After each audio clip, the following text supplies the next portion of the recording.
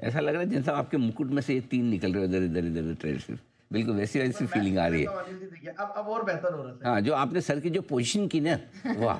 क्या गज़ब की है। तो बताएँ सर आज का आपका जेम स्टॉक?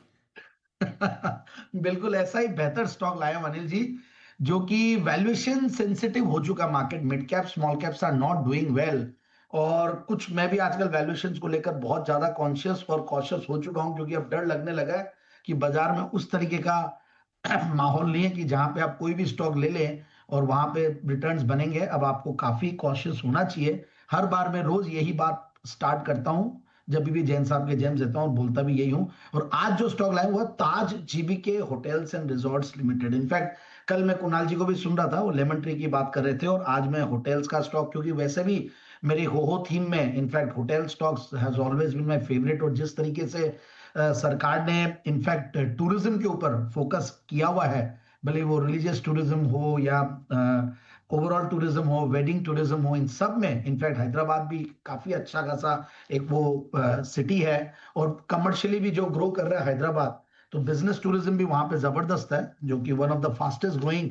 इस बार अगर पिछले कुछ सालों में अगर कोई से भी आप डिस्कस करते कि बिजनेस कहाँ पे बढ़ा, generally as a businessman discuss करते हुए कहाँ पे लोग पैसा बहुत कमा रहे हैं, व्यापार बढ़िया हो रहा है, तो पहले अहमदाबाद का नाम आता था, आजकल अब हैदराबाद का नाम आ रहा है। तो Hyderabad is really doing well these days, और काफी सारा इनफैक्ट और कुछ कुछ बढ़िया अनाउंसमेंट्स भी हो रहे हैं। इनफैक्ट वो अनाउंसमेंट को मैं वैसे कोरिलेट नहीं कर रहा हूँ, मगर सलमान खान ने इनफैक्ट वहां पे 10,000 करोड़ का एक तेलंगाना में फिल्म इंडस्ट्री डेवलप करने की, फिल्म सिटी डेवलप करने की बात की है, but that's not correlated, but just एक मैं न्यूज दे रहा हूं।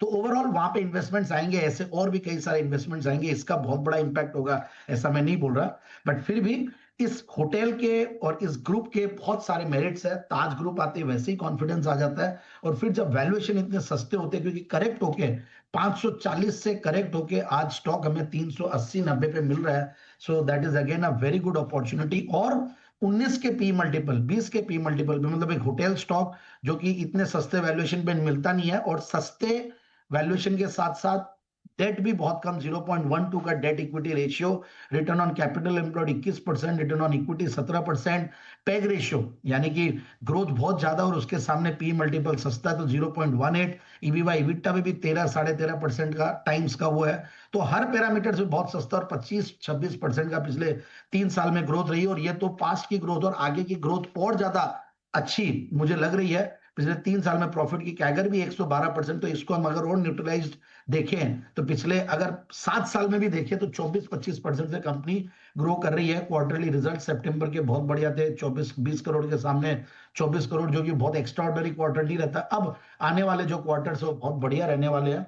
सो आई फील टीटीएम बेसिस पे हाईएस्ट एवर प्रॉफिट्स पे 100 करोड़ के ऊपर कंपनी पहुंच चुकी है। छोटी सी इनफैक्ट मार्केट कैप वाली कंपनी है, 2500-2600 करोड़ वाली, और गजब की इनकी सेंटा क्रूज, जो ताज सेंटा क्रूज बहुत पॉपुलर होटल है मुंबई वाली, वो भी इसी ग्रुप अंदर आती है होटल में ही।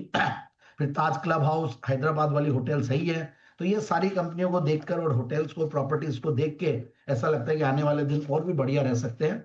एंड आई फील कि एक सस्ता स्टॉक है जिसमें एफआईआईज भी इन्वेस्टेड है, बहुत ज्यादा नहीं तो भी बढ़िया इन्वेस्टेड, और प्लस कुछ रिनाउंड इन्वेस्टर्स भी आगे पीछे इन्वेस्टेड रहे हैं। So I feel it's a value bet, और अच्छे लेवल्स पे है। डाउनसाइड रिस्क मुझे ये लगता है कि 350 से 380 ये एक रेंज है जहां पे लोग मतलब स्टैगर्ड वे में बाइंग कर सकते हैं अगर मार्केट्स करेक्ट भी होते हैं तो। बट आने वाले दिनों में ये स्टॉक हो सकता है 470 के टारगेट्स दिखा सकता है। की तैयारी ताज जीबीके में दिख रही है। और जैन साहब ने सही कहा, ये जो पूरी स्पेस है अब ये सीजनल नहीं रह गई है, इतनी सारी थीम्स निकल कर आ गई हैं कि round the clock, around the year